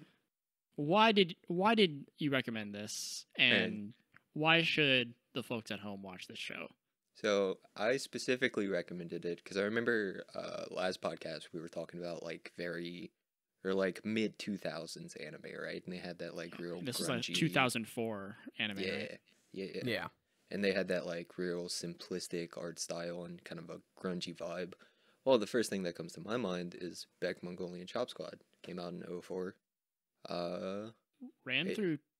Didn't it run through like 2007 or something like that? 06, 07, I think. Yeah, I could be wrong. But something like that. I personally recommended it because the fucking tracks are amazing, dog. It is one of the best soundtracks I've ever heard in anime, and that's not it's not something that was seen in the manga, because in the manga you like don't It didn't have a soundtrack. well, no, well, yeah, but there were no lyrics or anything either. So the anime not only had to write actual songs, they had to perform actual songs, which the voice actors themselves sang. It was funny because when I was watching it, I was like, damn, like making a music anime, or rather, musical stories are really well suited to anime or animation or just the screen, because obviously, you know, you have the opportunity to get there as opposed to like reading it or staring at pictures. But then when I looked it up, I guess it shouldn't have been a surprise, but I was even still a little surprised that this was a manga, because what the fuck? How do you convey sound on a page? I guess it was successful enough. Yeah, no. So the manga did a lot of the way it expressed like the band's level of skill was through mostly the crowd and like specific characters in the crowd that would give like critique on their sound and shit. I've never read the manga, but I did a little skimming through it. And I think that was super sick, but that gave the anime the task of like meeting expectations, right? And they had to do like a lot of translation of what kind of characters are these and what would their music sound like. Actually in preparation for this, I watched a few reviews because, to be honest, I wasn't too sure what to think about it, because it's about rock first and foremost. Like the main character has a dream where he sees like Freddie Mercury and the Beatles and all that shit.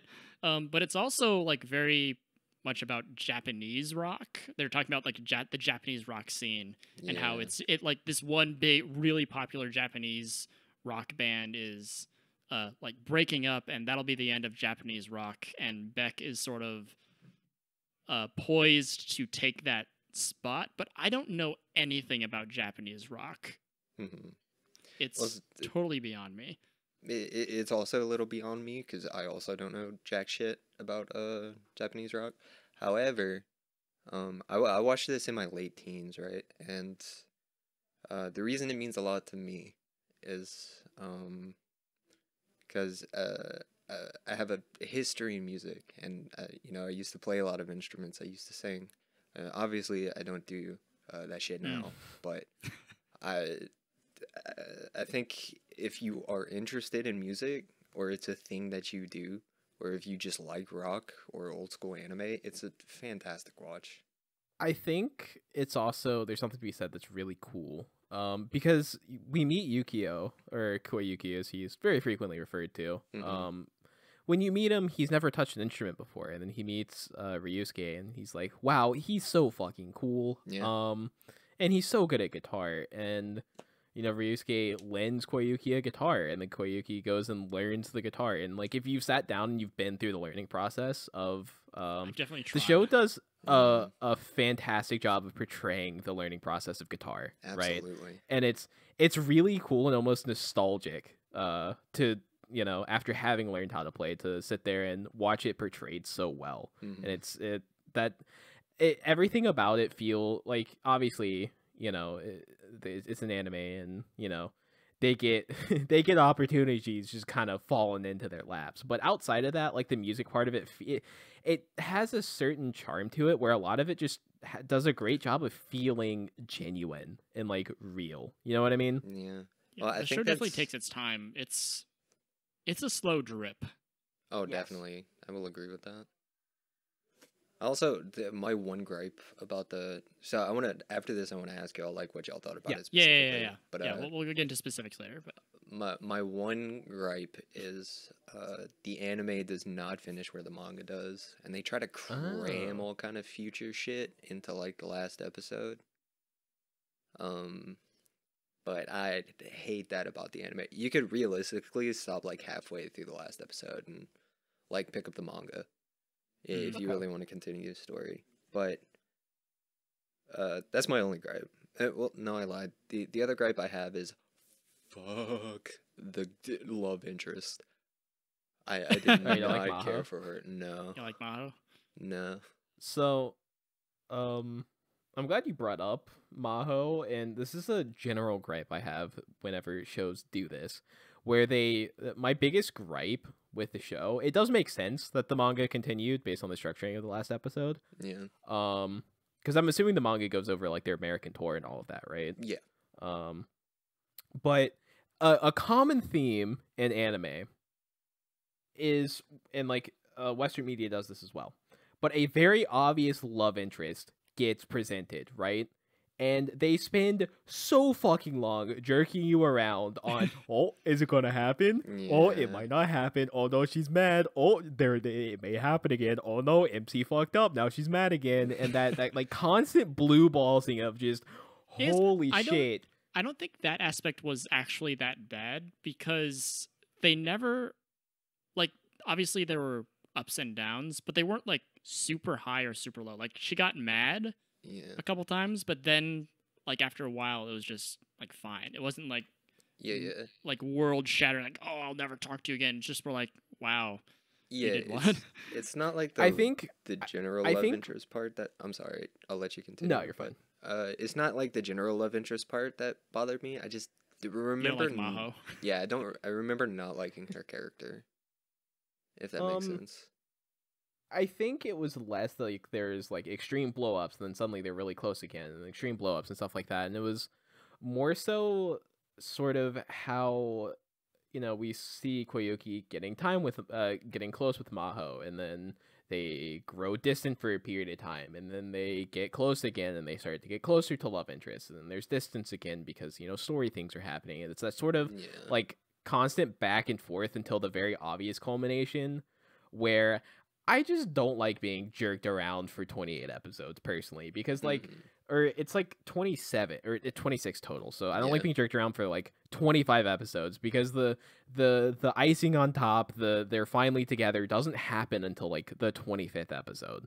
And that part where it's just, holy shit, please just get on with it, drives me a little insane as a person. I will say it is a little drawn out. However, I do not mind that in this show specifically. Yeah, because I think it like encapsulates it just be like that when you're a teenager, right? Yeah, no, that's also a very fair point. I'm also gonna say this, and it's super uncomfortable to face this as part of at least my past. But damn, being a horny teenager do be like that. You really do. Like honestly, like there's one episode where where Koyuki is like sitting in class with his like hot teacher or whatever, and he just like briefly imagines her without any clothes on, and I'm like, been there, buddy. Yeah, it'd be like that. I've been there before. No, how'd y'all like that episode where they go skinny dipping? The fact that they were teenagers made it wildly uncomfortable for me personally. I will say, also watching at the same time, it's another point where it's, you know, horny teens, they do be like that though. I will say, watching it as a teenager made me far less uncomfortable. Thinking about it as an adult, I'm like, okay, well, she's like 15, maybe, you know, this is it's hard to say. All right, so step away from the things that I didn't like about it and to dive into why I absolutely loved it. Wait, hold on. Before we get to that, can we just all agree that what the fuck, Studio Madhouse, how did you get a billion times better at animating things? Right? Because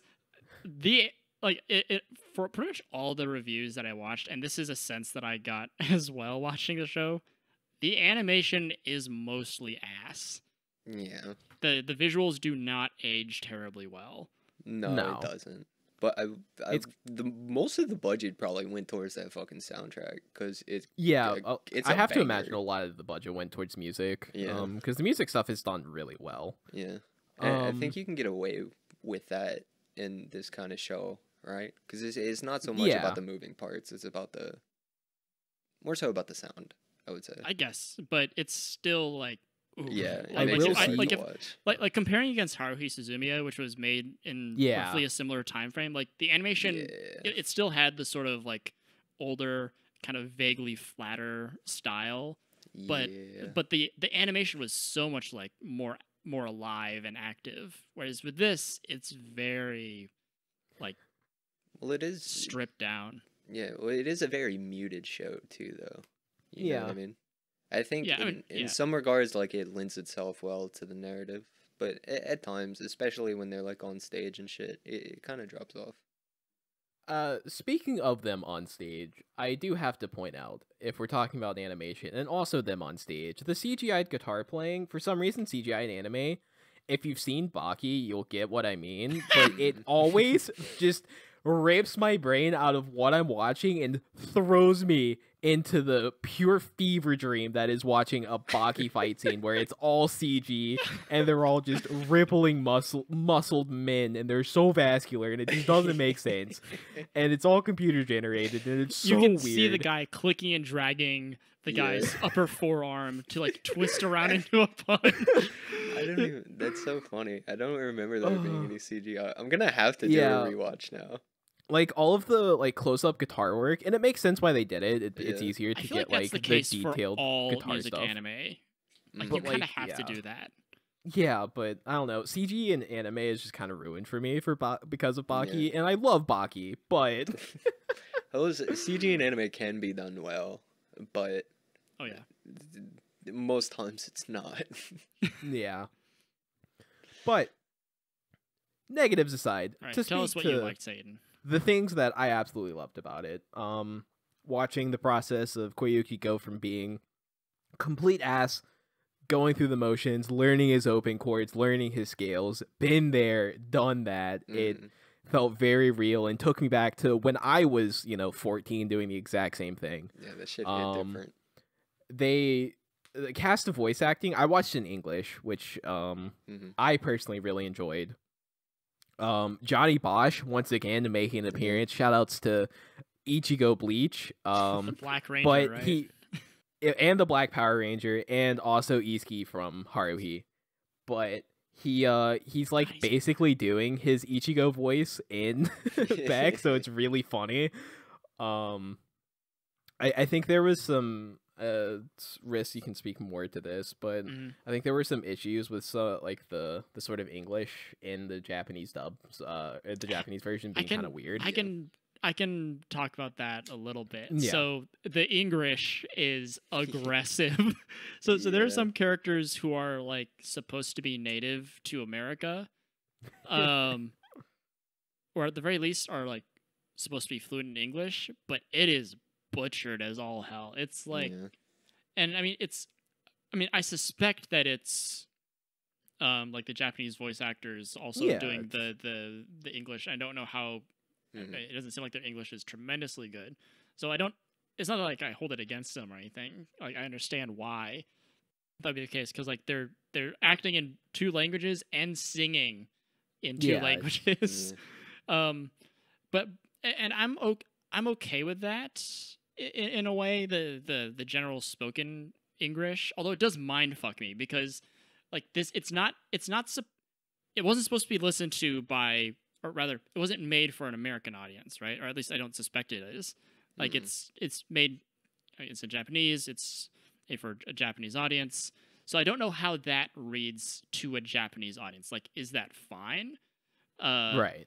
And I'll always maintain that we're at the very least, as a person who just knows one English, I'm not in a tremendously strong position to evaluate, critique, or otherwise comment for sure. too much on Japanese voice acting. It would be very difficult for me to tell if a Japanese performance is good or bad beyond a general impression. And I wonder if the case is the same for a Japanese audience, but I don't know. But anyway, I'm getting off track. The spoken English is fine. I can deal with that. But when the songs have really aggressively, like, really weird lyrics, like they're grammatically correct, I I'm trying to think of one. It's not coming to me, but they'll have phrases that are grammatically correct, but they're just not any English that anyone would write. Yeah. Right. You know, so and since these songs are supposed to be like really like sensational and stuff, and like I was jamming, but the lyrics were really hard for me to get around because it's just like I think the dub kind of helps that. Oh, I did listen to an episode of the dub, and I listened to some of the songs, and they did like smooth over a lot of the odd translations. And I think you get like an interesting experience where you get a perceived better voice acting experience and like sort of an in-between non-music related like just characters talking experience with the sub, but the music becomes better with the dub because it, you know, a lot of the songs are in English and it's a bit more smoothed out. I absolutely loved the music of Beck. Probably it's really high up there with soundtracks for anime. I love that various different genres of rock are represented throughout it. It's really easy just to do, you know, a very standard rock, but you get punk representation and a whole bunch of really cool stuff. Rap rock, I guess. Yeah, you get rap rock. You get, you know, the really cool punk influence of like Tyra getting a lot of space as a bass player, which outside of just genre, the actual like playing itself is really cool, and you can hear this, you know, acclaimed bass player, and the actual bass on the track is really good, and the drums are fantastic, and it's really cool that I think they did a really good well of hyping up the characters to have these really cool sound and be good at their instruments, but also be able to fully show that in the music itself of the soundtrack. Yeah, you know why the music is so good? The guys that did the opening Hit in the USA. Yeah. By the way, fucking I really enjoyed that one. Slapper of an opening. Fantastic OP. It was done by Beat Crusaders, and they wrote and performed all the music for Beck. Oh, that's so cool. Yeah. That's so cool. Yeah, music, absolute high point. It's slice of lifey, and I'm not a huge slice of life fan, but there's slice of life plus in the sense that it's not just slice of life. You got all of the band stuff going on. The English voice actors were great in my opinion. There's a lot of really good stuff going on, so I personally absolutely loved it. For the music as well as the story being and the process of Koyuki learning and the story of the band and all of that cool stuff. Yeah, for sure. I will say I wanted the ending to be a little less how do I put this? So toward the end there's like, you know, in true anime fashion there's like a big sort of triumph for the band. Without spoiling too much, I guess. There's a big triumph for the band, but it ends it's sort of bittersweet because at the end, after this triumph, the band sort of has to break up. And like life also do be like that, especially I imagine for bands where life sort of rips you out. Like I mean, just off the top of my head, I have a couple friends who I like don't talk to very much anymore because like they moved away or they got married or something like that. And I was kind of hoping for that kind of ending with Beck. Like they go off on a high note. They split up, and then they sort of get to move on with this, with like a great chapter of their life sort of behind them. Because I do relate to Koyuki because he starts off as this sort of aimless kid, and I mean I'm still kind of there, I guess.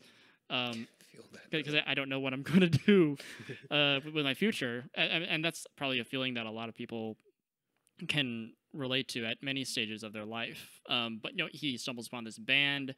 He has a thing to do, a thing to dedicate to himself to. Like he has swimming, he has his guitar, he has the band, and just highlighting the importance of having, like being able to find something to dedicate yourself to is like so important.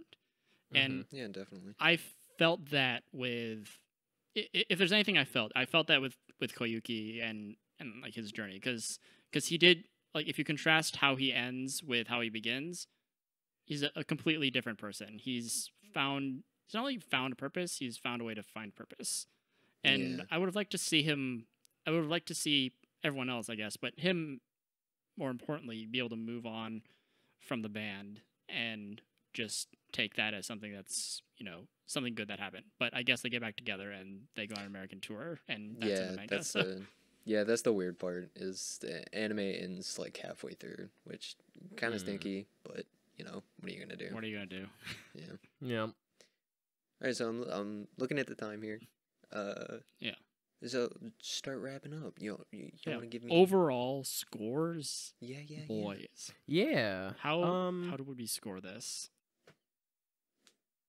Just, I will personally give Beck Mongolian Chop Squad a very comfortable and solid 7.5 anime. Nice. Very cool. What you got, Riz? I guess I'll probably defer a little bit to how Dunk handled his rating last episode. I think how much you like Beck Mongolian Chop Squad will depend hugely on how invested you are in like music and rock, and how much that kind of like the experience of learning music means to you.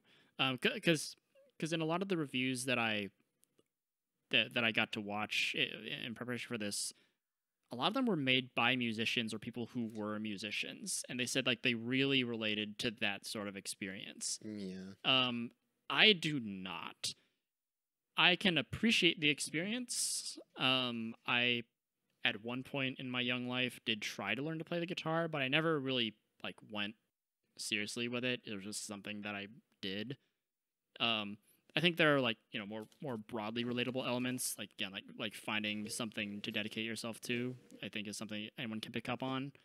But there's like if I had to recommend it to someone who wasn't really into rock and or music as a lifestyle, I don't know if I could do that. I don't know if I could recommend it to someone who wasn't into that, because For sure. the show is really slow. There are some parts that are just kind of there's some aspects that I think are kind of bad. The dub probably makes it better, because the characters like speaking English isn't like super hard to listen to, as well as probably the soundtrack. I didn't hate the soundtrack. I quite enjoyed some of the songs, but the Japanese version really did take it out for me. So I would give it, if you're into that sort of thing, if you're into rock and music as a lifestyle, and want something that portrays it, I think I would give this like a solid 8. Okay. Like a solid 8.5-ish. If you're not into that, oh boy, I think there's stuff to appreciate still if you're willing to put in the work for it. But I would give it like for that crowd, if that's not your scene, I'd probably say it's like a 5. Yeah, for sure. There's still something to get out of it.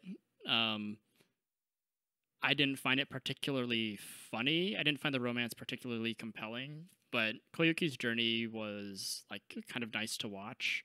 Yeah, I do want to point out something that before I pass it back to you, Webbs. I do want to point out something that I didn't see anyone in any of the reviews point out, which is that fucking dog, that Frankenstein dog. There's a dog in the show named Beck. Yeah. And he's very clearly like a dog stitched together made out of patchwork or whatever. He's got like a Dalmatian's ass and like a weird blue patch. I think that's more like a riff on the idea of like a mutt, right? And how it's like a dog made up of a bunch of different breeds, but it's like a very in-your-face way of doing it. Yeah, and I mean, I think that's like, I thought that was kind of interesting, because for a while I thought we were going to get some explanation about the dog. But no, sir.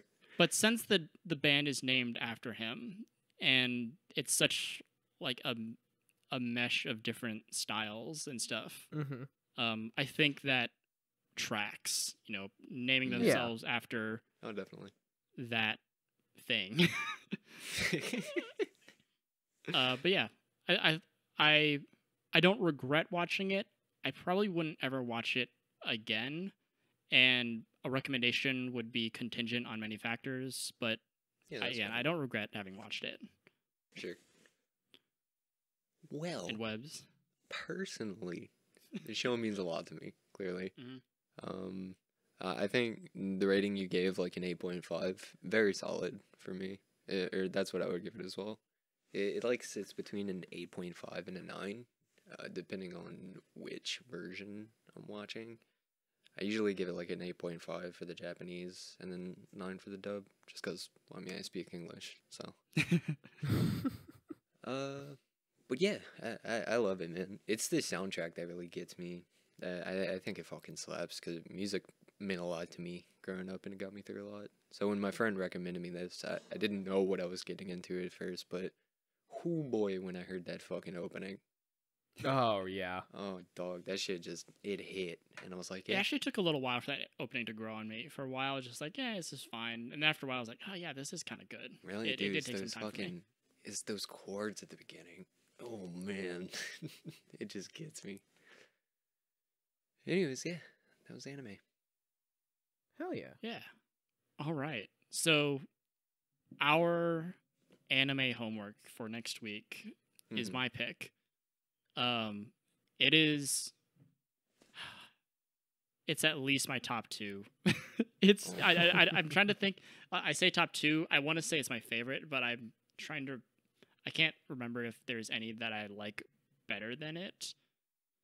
This anime is fucking pog. It's made by. I actually can't remember his name. The guy who did the Monogatari series.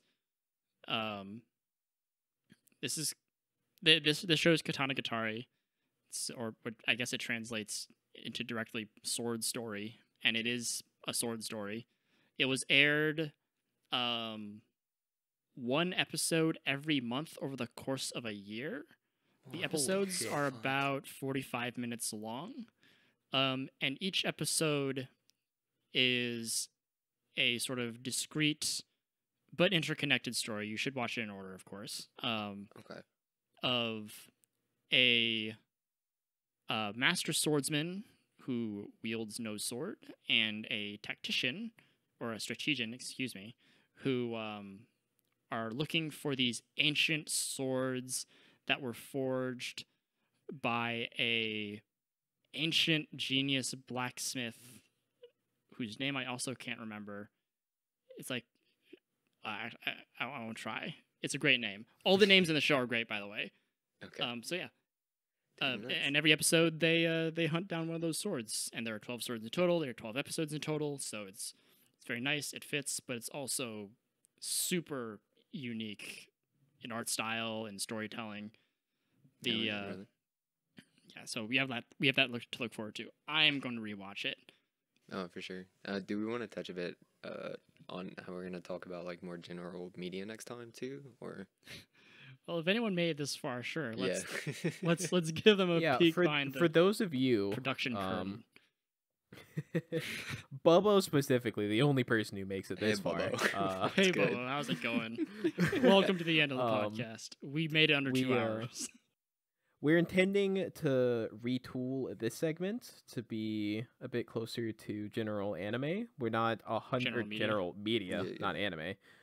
Intending to move away from anime. We've got a few ideas knocking around on what all we're going to do with it, and we haven't really nailed something down. But I think going forward after Wriste Anime Rec, so after next episode, Mhm. we will be looking to change up the format and talk about more than just anime. Yeah, We'll it's be a- talking about It's a work in progress, as always.